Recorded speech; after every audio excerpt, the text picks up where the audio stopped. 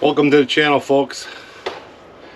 If you don't know what this video is about, I can't help you. I don't know how else to explain it. What I want to show you here today is I went out and bought a tractor. Now, you probably heard me talk about a tractor on several different videos if you watch my other videos. And that goes for you, Pablo. You got to watch those other videos so you know what I'm talking about. But anyhow, I've talked about getting a tractor. So I've been researching a tractor for a year and a half, probably, maybe even 2 years. During the whole pandemic, I was doing research on the internet and stuff, looking at tractors and trying to figure out what is going to fit me the best. I put together this list, and that's what I want to show you on this video today. I made this list, and I listed a bunch of tractors and what they all have for capacities, how much they can lift, how high the lift is. I categorized them, and I gave them a label, either the best, the second best, or last place. So on this sheet, you'll see, how I arrived at what I bought. The reason I bought it, and this goes back to December 29th. It's January now while I'm making this video. And this goes back to December 29th. I was out and about, and over the summer, I stopped in at several different dealers, a LS dealer, another Branson dealer, a Yanmar dealer. Nobody had any tractors, okay? And there were no tractors for me to look at in a category or the size that I was looking for. They had the little ones out there with the mower decks and stuff, the 1025R or whatever, John Deere one. But they didn't have any in the size that I was looking for. Now, obviously, from what I'm reading and stuff, that's a popular size, the one I'm looking for, so that explains why there were none. So I stopped in this dealer. There's a dealer right here 20 miles from me, and I drive by there once in a while, and I was headed up to the North Fleeton Farm because Fleeton Farm in town here never has anything on their shelves. So I was going up to the North Fleeton Farm up by Plymouth there, and I was driving by, and he had a tractor sitting out there in the front yard, or the front, whatever you want to call it, where he normally has all his tractors sitting. So on my way back, I pulled in there and I thought, well, I got my list with me. I'll go in there and talk to him, see, what he's got coming in or whatever. I didn't know what kind of tractor that was sitting there, what size or anything. It just looked about to be the one I wanted. I stop in there and I go in there and I tell him, I'm looking for a 2515H, a Branson. And he kind of shakes his head. I just got that one in, So, because it's out in the front yard, I couldn't really see it from the driveway or the road, so I didn't know that was a 2515 sitting out there. So I listed off all the stuff I wanted, third function valve and this and that and whatever, and he's like, yeah, that's exactly what I got sitting out there. So we went out and looked at it, and I asked him, so I really didn't plan on buying a tractor today. If I come back in April or May or June even, is there going to be a tractor sitting here that I can buy? So he went in and he got his list, or we both went in, I should say, and he got his list out, and he pulls out this list, and he had 20 tractors on there that he ordered back in March of last year, of early 2021, okay? That just led me to believe that the tractors aren't coming in. He didn't know when they were going to come in. They don't give them a date. They just kind of show up, I guess, So basically he was telling me, I can leave the tractor sit there and come back in April, and it may be there, it may not be there, but he don't know when another one's coming in. That made my decision right there. We went in and signed the papers, and I bought the tractor, and I'm glad I did, because he called me in 2 weeks and told me that the new price showed up for the new tractors, the ones that would be coming whenever they come, and it was $2,000 more. So okay, so that's good. So I bought it at the 2021 prices. 2022 prices are about $2,000 more is what he's telling me. I want you to watch this video of this list that I made, and this is how I did my research, and this is how I picked out a tractor without even seeing a tractor. Okay, so I knew before I went there what tractor I wanted, based on my research. There may be some stuff on here that you don't agree with, and that's fine. Leave your comments in the comment section, and I'll get back to you on what I think. A lot of people ask me, because they've never heard of Branson. So a lot of people ask me, why would you go with a Branson and not a John Deere? Well, There's about a 5,000 difference in price tag there between with a John Deere Kubota, then down to a Branson and some of the other Yanmars and the TYMs. There's a big difference there. And yes, John Deere probably has parts. You can call somebody up. You can call up 20 dealers and get parts. But I mean, I don't plan on this thing breaking every day, and it better not. And I don't think it will, from what I've gathered. It's not going to break down. These things are built pretty tough. I would like to show you my sheet here that I made for researching the tractors. So I went online and I picked out a bunch of tractors, okay? And this should cover most of the main brands that you will see if you do a search for a compact tractor. So we start out with the TYM 254, and I believe they now make a 264, which is very similar. When I looked it up, the numbers were not that much difference between the 254 and the 264. It just had a different engine in it, I believe, if I'm not mistaken. The RK25, very popular tractor because you can just go down there and get it, and they list all their prices and stuff. So seems to be a very popular tractor. You probably saw it on Outdoors with the Morgans a couple years ago. He had the RK tractors there on his YouTube channel. Then we have the Mahindra Max 25 XL, the LS MT 225, the Coyote 2510, the Branson 2515, the John Deere 2025R, the Kubota L2501, and the Yanmar SA 424. Okay, now I picked all of these tractors because they were similar in size. Now some of the numbers look a little different. So if you go with the John Deere, it's a 2025, so the 20 is the series, the 25 is the horsepower. With the Branson, the 25 is the horsepower, the 15 is the series. So everyone is the same. I would imagine the Coyote is a 2510, the 10 is a series, and the 25 is the horsepower. So you look at the LS, it's a 2 series, 25 horsepower, and the H usually stands for hydrostatic. I picked all of these tractors because they all were very similar in size and somewhat capabilities. So what I did is I listed all the things that I felt mattered to me, and you can get these all right off the website. They're basically the specs for the tractor. So I started out with the horsepower, the PTO horsepower, the overall width, the ground clearance, hydro flow, the lift height, the lift capacity, the tractor weight, the 3-point lift capacity, what kind of transmission is in it, the engine type, and the fuel capacity. The fuel capacity is at the end. It probably doesn't matter for what I got 20 acres, so I fill it up every morning before I go out. What's the big deal? So that one wasn't really a big category for me. So if we look at engine type, you go down the list here, they almost, most of these tractors have the Yanmar engines in them. The Yanmar is a very popular engine.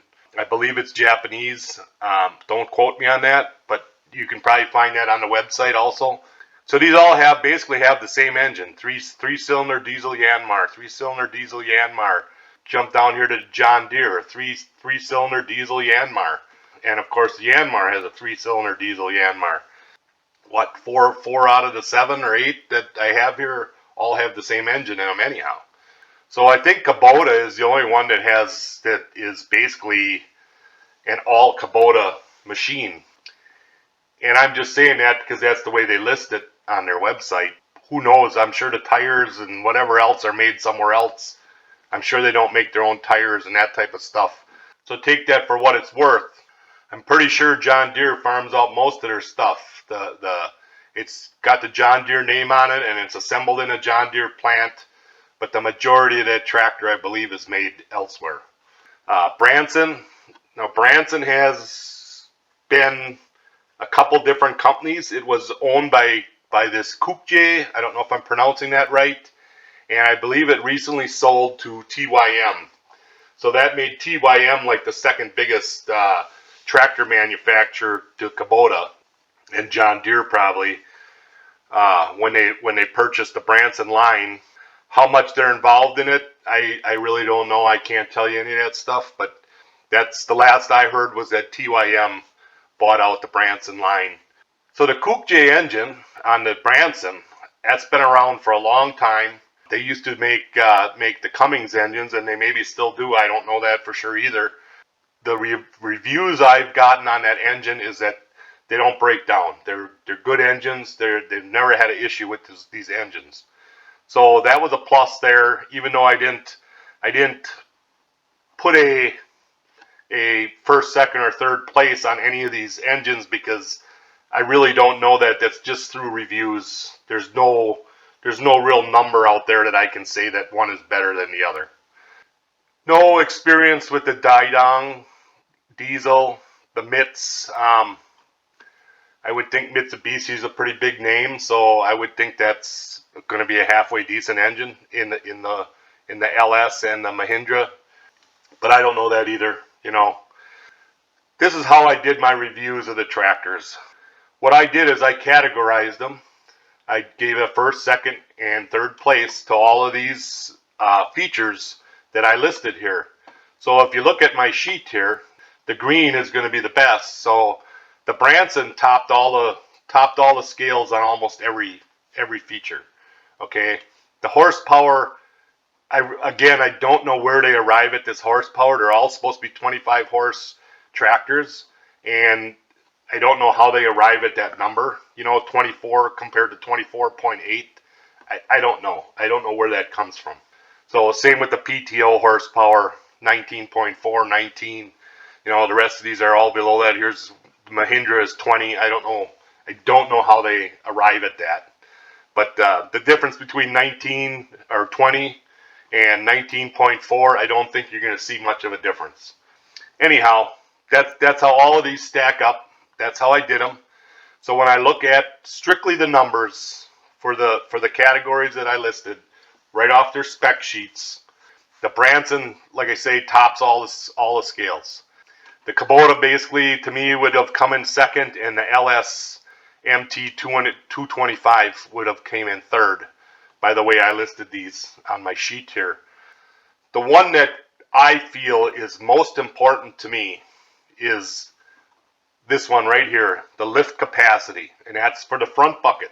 Okay, there's another lift capacity for the 3-point hitch, which is also for the Branson, is at the top. But for me, it was the lift capacity of the bucket, because I'm going to be using this to do logging and firewood and all that type of stuff. So I wanted a tractor that's going to lift these big logs and get them up in the air so that I can cut them decent and whatever. So when I look at the numbers, the two highest ones is the Branson and the LS, 2,200 pounds and 1,600 pounds. Then you go over here to the John Deere, and everybody thinks John Deere is such a great tractor, and maybe they are, and because they have parts and service everywhere, that may be why people say that.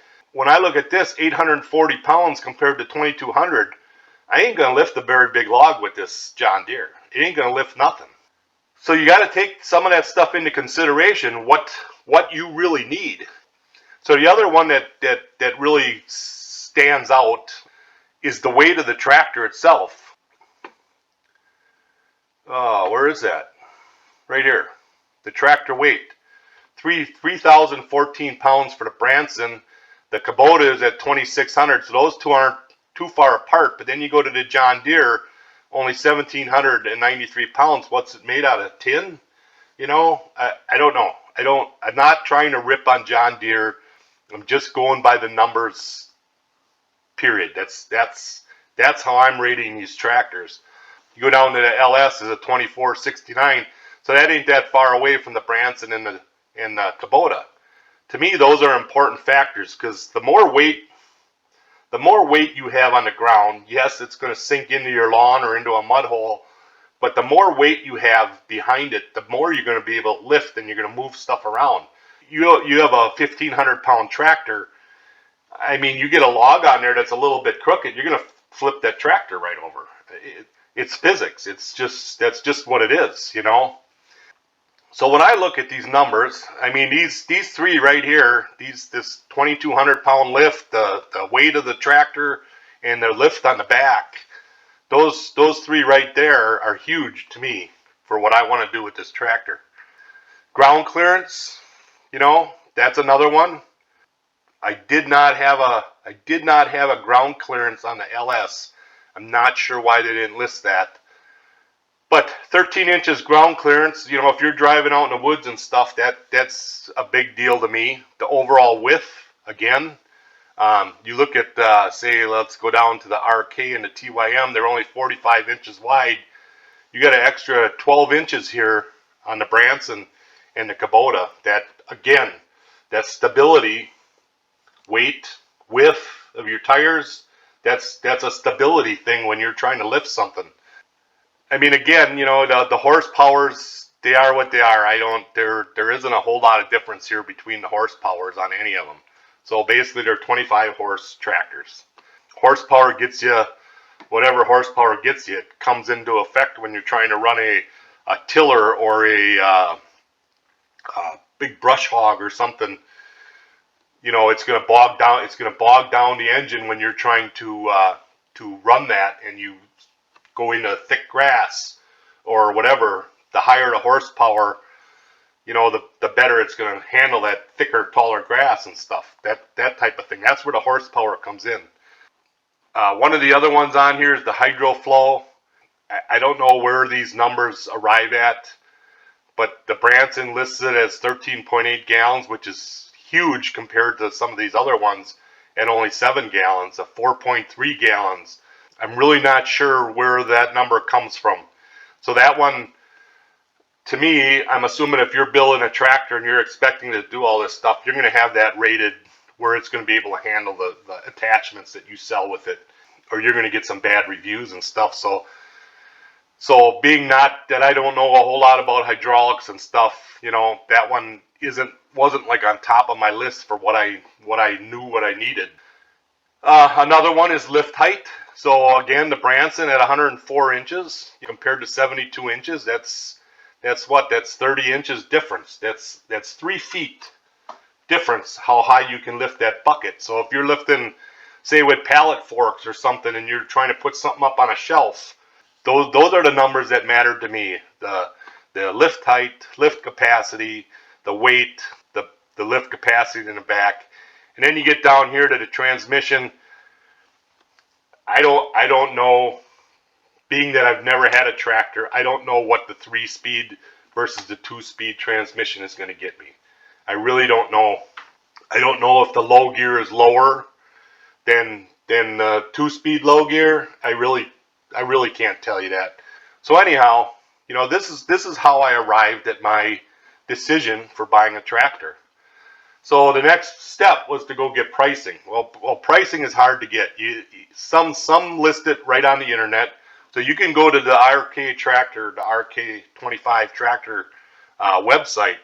They list all their prices. They list them for the buckets, for the attachments, for anything you want for that tractor. They have a price listed where you can go down to the RK store and you can just buy this stuff. That may be an option for if you're out there and say you have a tractor already and you want to find a price for something. Just go to the RK website, and they're not around here. They're down in Illinois, but you can go to their website and see their prices right there, and then either drive down there and get say a tiller or something, or some pallet forks or whatever, throw them on a trailer and bring them back home. Compared to buying them around here at a different price. But at least it gives you a start where to look for what a number is. Say for a rotary tiller or a set of pallet forks or something. At least it gives you a number to start with. So when you go to your implement dealer and they're telling you it's $4,000 for a tiller when you can get one down at RK for $2,500, set up a flag that they're kind of stroking you a little bit. But anyhow, it's very, very hard to go get prices. So I got a couple of prices. I got prices for the 1 and the 2 here, which I consider my 2 top choices. You start out with the base price, 18,314, 17. They're not that much difference, and then you start adding the attachments. So the bucket, the backhoe, The next thing where I had an issue finding numbers is the auxiliaries. So the front auxiliary, or what they call the third function valve, which you need to run a grapple or a post hole digger. I'm not sure what else you would use. The grapple is the one that I would be using for sure. Maybe a plow, if you wanted to put like a V plow on the front of your tractor, which they do sell, you would need that third function valve so you can move the wings around. So the third function valve, which is what I have listed as auxiliary hydraulics on the front, you would be able to find a price for that pretty easily. But where the one that I could not find a price for on just about any of them is the auxiliary hydraulics on the back. So auxiliary hydraulics on the back would be for, like I listed, a post hole digger. You can get a post hole digger for the back of your tractor, stuff like that. There's other things that run using the hydraulics on the back. So that one seemed to be a hard price to find. So I went to the Branson dealer and I was able to get a price for that from the Branson dealer of $672. So if you would just add that in on these other ones here, that's going to just make this bottom line price go up, it'll be $32,000 instead of $31,400. So that's one that I had a hard time finding a price for. Also the thumb kit. Some of them will list a thumb kit that's available for their backhoes. Some of them won't. The RK tractor, it's included, comes right on the tractor from the factory. And these are mechanical. These are not hydraulic. When you want to use it, if you want to go pick up rocks or something with your backhoe, you can adjust it. It's got a pin, and you adjust it down to where you're comfortable using it, and then you go out there and pick up some rocks or logs or whatever you're picking up with it. So that isn't a very expensive item. The other thing is going to be extras. So this particular Branson that I went and priced, it had $256 in extras, which was an upgraded seat. It had a mirror, like a rear view mirror on it. I forget what the other thing that was on there was. It had a cutting blade on the bucket. So that's comes out to $256 in extras. The last one I have on here is the cash back. That comes in when you actually go there and you want to buy the tractor. So that changes. I don't know if it changes month to month or how they do it, but when you go into your tractor, they're going to throw you out some numbers. You can get cash back, or you can get certain types of financing, like it might be 0% for 84 months, which brings your payment down really nice and low.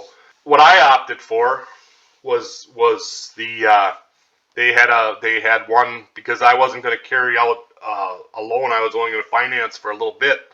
They had a cash back plus financing, which the financing was around 4%, I believe.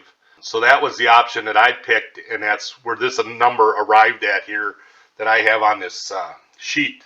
So now if you went to Kubota and you sat down with the guy, he would give you some kind of number. I'm sure they're all doing it. They're offering you some kind of an incentive to buy the tractor. So it's either going to be like a 0% or it's going to be a cash back, option, that type of thing.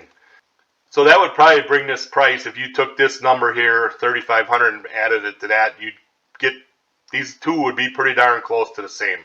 Because I believe if you add those two together, this comes out to $34.05 was the beginning number here for the Branson. So that's not that far off from the Kubota. And like I say, I'm missing a couple things here on the Kubota, so that would be just slightly higher. But you go down the list and look at the ones that I was able to get pricing off the internet. They're not any different. You're going to pay $26,000 to $28,000 for a Yanmar, depending on what you get on it. For the TYM, probably I would say that's going to be similar. I did not get pricing for that. The RK, yeah, it's a little cheaper, but when you look at all the capacities and the lift and that type of stuff, well, that's what you're getting. You're getting a cheaper tractor. And not that it's a bad tractor. It all depends on what you're using that tractor for. So this is where I got my research. This is how I did it. I'm hoping this will help you if you're looking for a tractor, to make yourself some kind of a sheet like this so that you can actually see the numbers side by side. And don't just rely on your dealer to tell you, oh, you want a Kubota, or oh, you want a John Deere. Here, I got this beautiful John Deere for you. And then you get home and you can't lift the log with it. So do your research. And this is how I did it. I came to the conclusion that the Branson tractor is what I need to do what I want to do on my property. And so that's what I went with, was the Branson. So I hope this helps. You know, stay tuned to my channel. I'll be making a bunch of videos with this tractor, so you'll be able to see it in operation and stuff. You know, good luck shopping if you're out looking for a tractor. You know, good luck shopping, because it's hard right now. I made this part of this video in January of, or actually it's just before January 1st of 2022. So this pricing was the 2021 pricing. What happens in 2022, I would imagine the pricing is going to change considerably with everything that's going on with the shipping and all the problems they're all having. I got a feeling the prices are going to go up. That's why I went and I bought the tractor before the first of the year, because I felt it was going to be the best deal I was going to get. And also, if you go to your dealer, they don't have any tractors sitting there, and there's a reason they don't have any tractors sitting there. It's because they can't get them. So that's the other issue, okay? You know, do your research first before you go to the dealers, and then when you get to the dealer, then at least you know a little bit more about what they're talking about, what you want. Boy, I tell you, this helped me, because when I got there, I knew what he was talking about. I knew, because I had looked all this stuff up before. Good luck with it, and happy shopping is all I can say. So I hope you get where I'm coming from with this list. It's about the only way you can research a tractor right now, because nobody has any tractors out there if you go to a dealer. And you might get lucky like I did, and you might find a tractor, but you know, there aren't a lot of tractors on the lots right now. So my next step now is going to be to go find a trailer to put this tractor on, and that'll be another video, I think. So you know, if you enjoyed this video, you know, give me a thumbs up, and always make sure you subscribe, and we'll catch you on the next one.